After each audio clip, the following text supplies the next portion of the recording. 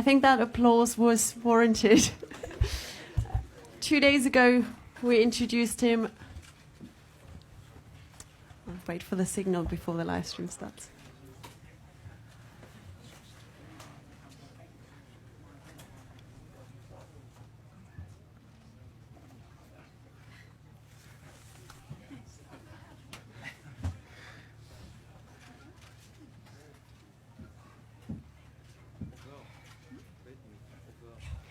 Okay, so Eluid Kipchoge, I've introduced you a couple of days beforehand as Olympic champion, world record holder.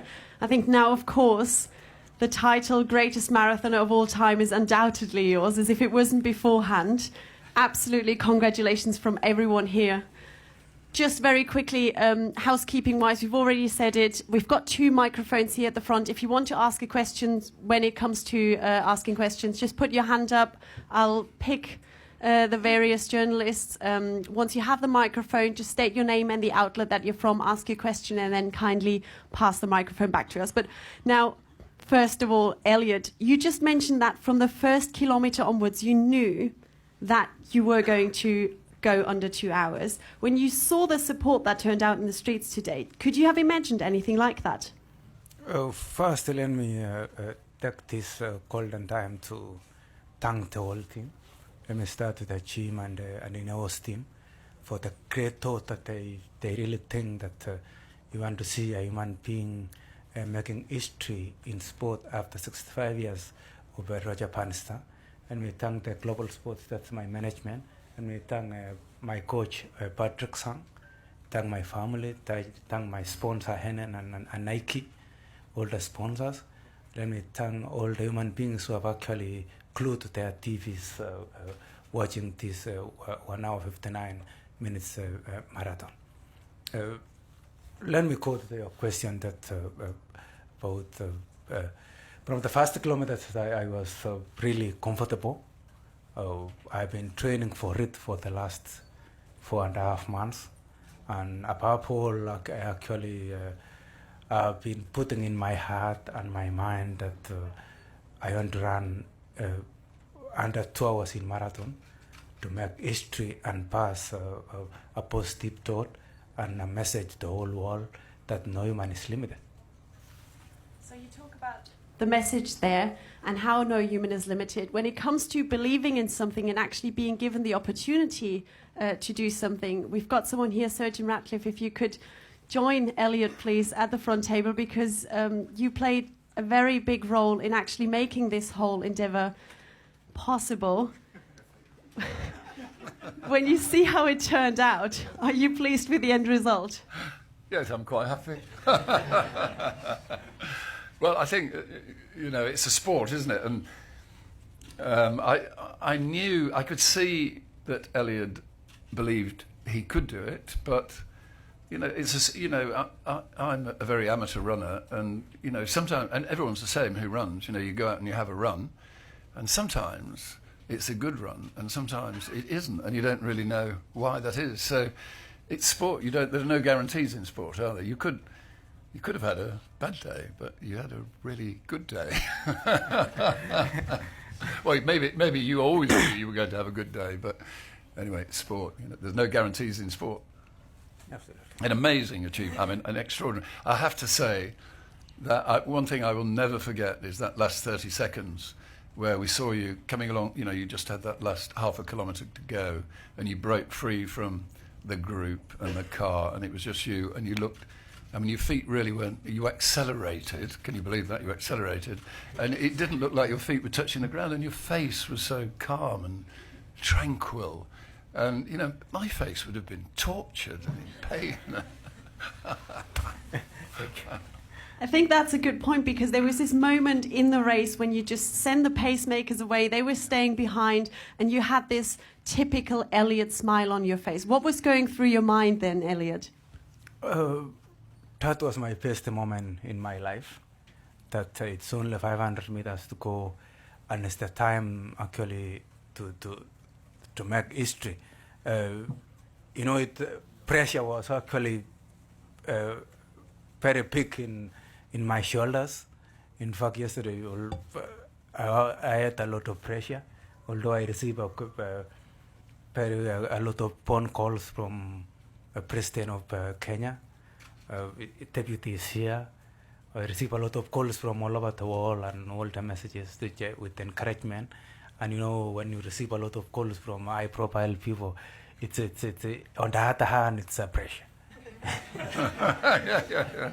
I think we all agree with that. I'll open the floor. Here's a question there at the front, if we can just pass the microphone. Hello, Eluid, Nadia from South Africa, Forbes Africa. Thank you, congratulations. What you've done for Africa is incredible. How do you feel, knowing what you've done for your continent, and how will this change how you run marathons going forward? Thanks. I am a happiest man today that the message "No Human Limited" is now in everybody's mind. That if you believe in something and you put in your mind, put in your heart, transfer to your mind, and say it in your mouth, then it can be realized. So I'm a happy man.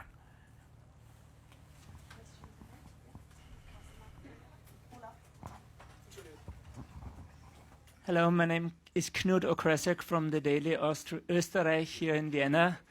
Congratulations. Was there any moment in this incredible run where you felt that this could not be possible to break this record? Because you ran so solid. For us, you looked like a machine. Not at all, but I was really calm and trying to maintain, to go with the pace, not to be crazy, not to be slow, but to follow the instructions and follow what the pacemakers were doing.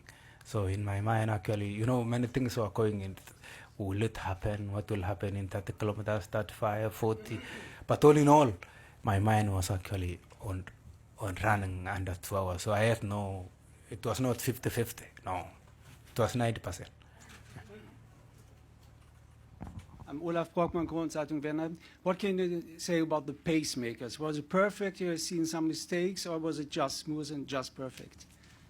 They were really perfect. Yes.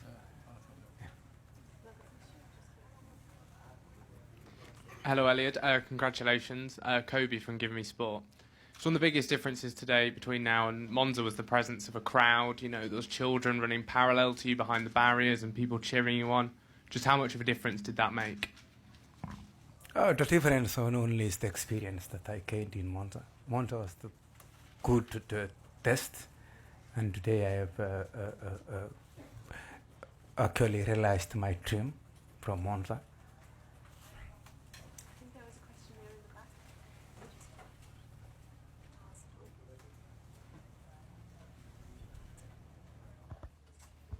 Yeah, Elias Makori from Kenya. Congratulations, Eluid, hongera. 2 quick questions. One, comparing your body, physio is here, Peter. Comparing your body after Monza and today, is there a difference in the way you're feeling? And secondly, millions of Kenyans were watching, easily the biggest audience after the World Cup. It's now bigger than the World Cup football final. What message do you have to the Kenyans back home who are supporting you? About the body is that I can't remember how my body was on 6th of May 2017. But all in all, I am feeling good. Let us talk about here. And about Kenyan circle is that I can say I am happy to run under 2 hours and rally the whole world, not only Kenya but the whole world. Glued to their TVs, to their YouTube, to their Facebook pages, Twitter, and those who came here to witness it live. So I think actually sport is whereby you can unify people and sell a positive message to the whole world. Congratulations, Eluid. Musungu Mukubwa, The New Yorker. The moment around halfway, you felt... It looked as if you were feeling a little bit uncomfortable for a little period. Is that true, or did you have a moment in the race where you felt a little bit uncomfortable around halfway? And if so, how did you prove resilient to that? It's untrue.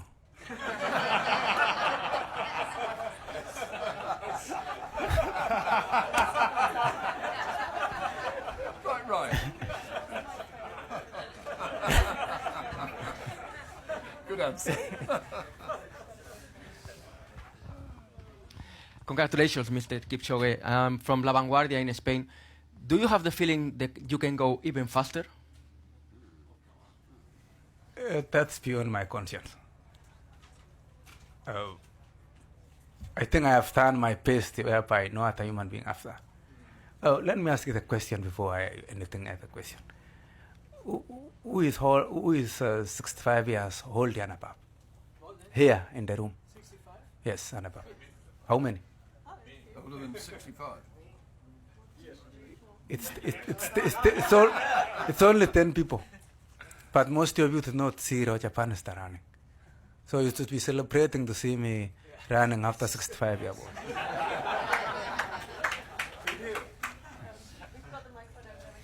Question to Eluid, Cathal Dennehy and Runner's World. Two of the people you ran into the arms of after the finish line were Grace and Patrick Sang. Could you just tell us, I guess, what influence those two people have played both in your career and in your life? Actually, I can't describe. I lack an English word to describe. They've done a lot. My coach, Patrick Sang, is more than a coach. He's more than a life coach. He's more than a sport coach. And I think if I was born in Britain, my English was manufactured. I could have had a very good vocabulary to describe Patrick Sang. But now I learn English in Kenya, and I don't have any vocabulary to describe. A couple more questions there, Evelyn, over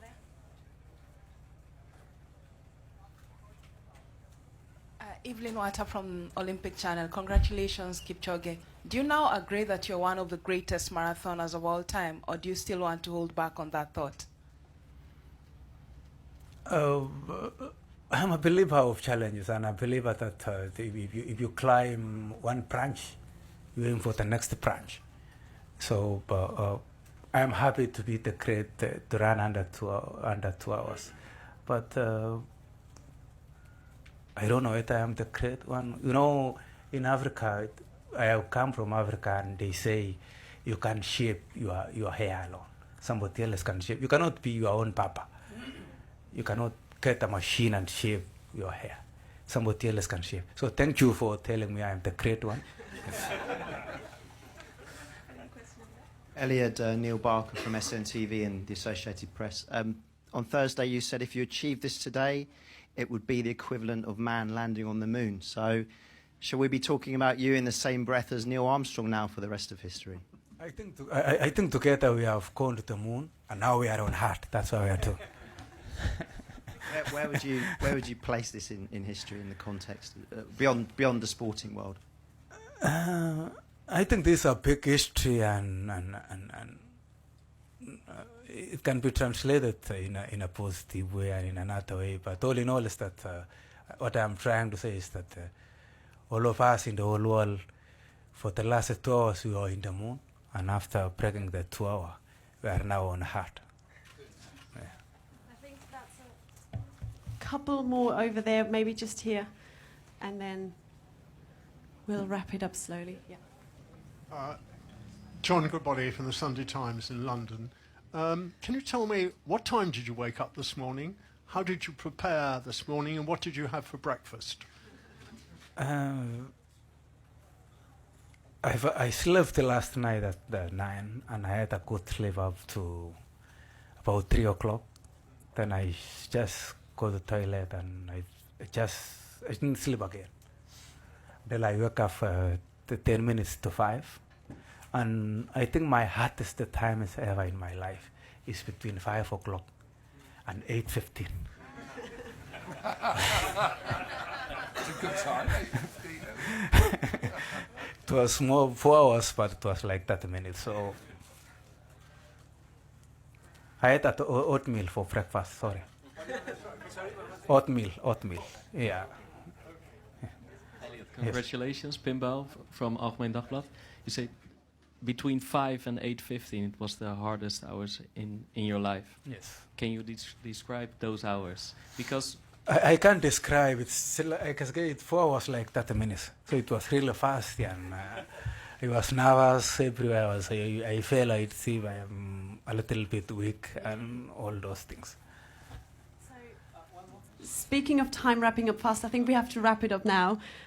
Thank you so much. Thank you for letting us all be part of this. Thank you, Sir Jim, for making this happen. And I think we'll all be remembering this day for a very long time in our lives. So thank you very much. If you could all stay seated while we let Eluid leave, and then we will wrap it up here. Thank you very much. Thank you.